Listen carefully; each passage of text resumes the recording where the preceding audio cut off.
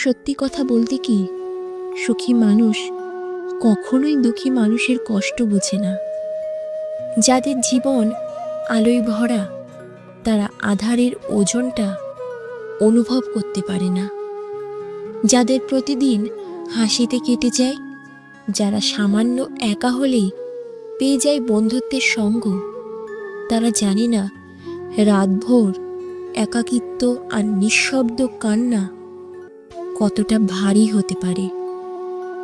দুঃখী মানুষ হাসতে জানে, কিন্তু সেই হাসির আড়ালে লুকিয়ে থাকে এক মহাসাগর বিষণ্ণতা, যা সুখী চোখে দেখা যায় না, শুধু অনুভব করা যায়। সেই বুক ভরা নীরবতা, যেখানে প্রতিটি নিঃশ্বাসে জমে থাকে অপূর্ণতার যন্ত্রণা।